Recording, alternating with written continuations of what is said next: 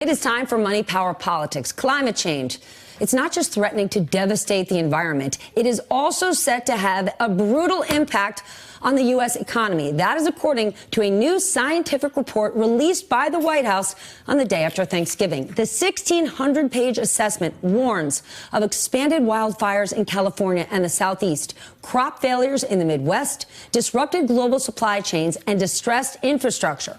All of these would set the U.S. economy back decades.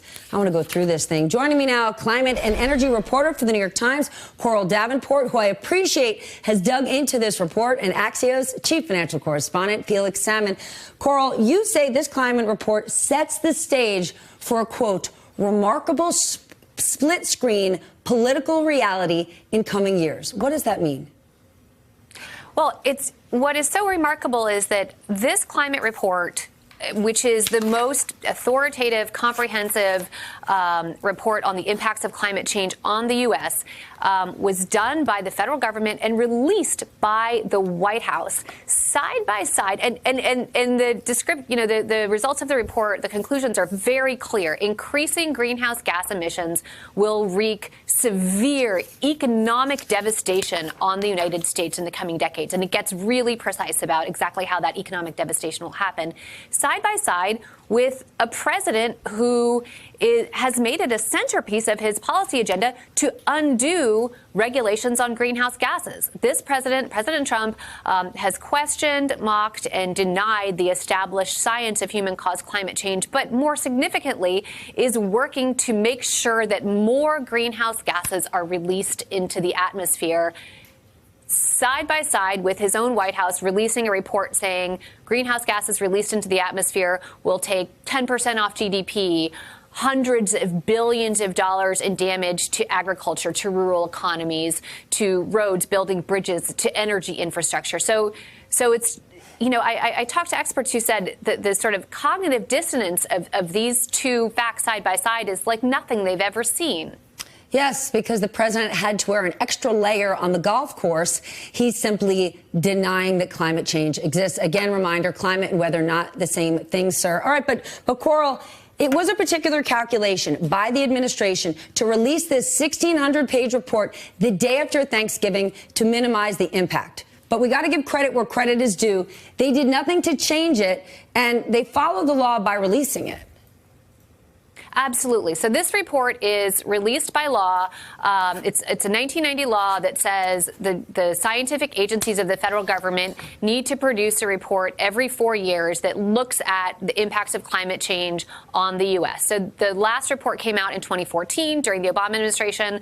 Work on this report was started during the Obama administration. It was well underway by the time President Trump came into office. It is done. It is the work of career scientists. It is not the work of political appointees. It's the work of federal scientists who, kind of start this work and put it out, no matter who's in charge. And so the Trump administration came in, and the people I talked to said there was, a calculation. There was a discussion because they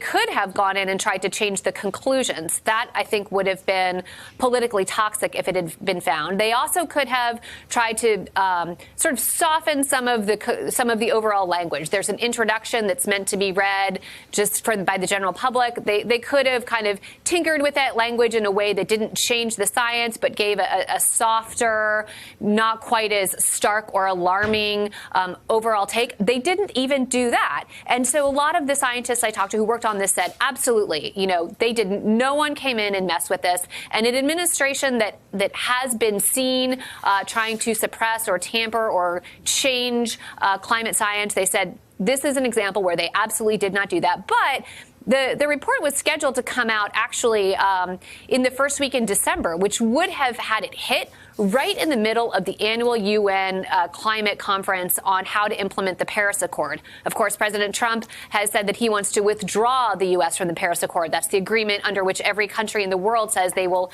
take action to do something to stop climate change. Well, so I think there was a calculation that would have been sort of a massive, media bomb, and Well, so it they still could did be. end up putting it out on Black Friday It still when could they be. sort of thought no one would pay attention. Well, we are paying attention. It came out on Black Friday, and we are covering it here on Cyber Monday. All right, Felix, it also spells out the huge hit to the economy. We're talking about a 10% hit to GDP by the year 21, in just a few years. This includes $160 billion in lost wages, $87 billion in rising energy costs, and $507 billion worth of real estate at risk of being inundated by rising sea levels. Talk to me about the economic implications here, because I'm not even getting into coal. Coal is the president's favorite thing to talk about. And you could listen to Mike Bloomberg, read his book, watch his movie.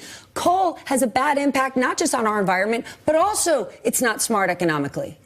It's not smart, and coal is still growing internationally. Remember, climate change is a global problem, and the number of coal plants being built today in China, coal consumption is going up, in Japan, in India, and all of these things are having an effect on the U.S. We have had $1.5 trillion of damage in the past 30-odd years from natural disasters in the U.S. That's like a baseline. Imagine what's going to happen when that goes up. Imagine what's going to happen when huge parts of the population of Texas and Florida basically can't live there anymore. Those states become increasingly uninhabitable due to climate change. And then, as you say, just the hit to GDP. The hit to GDP, again, is going to be concentrated mainly in states like Texas and Florida. It doesn't actually hurt, I don't know, Washington State that much. But this is the first election we've seen, especially with young voters, show up and care. Because until now, lots of politicians have sort of brushed this aside.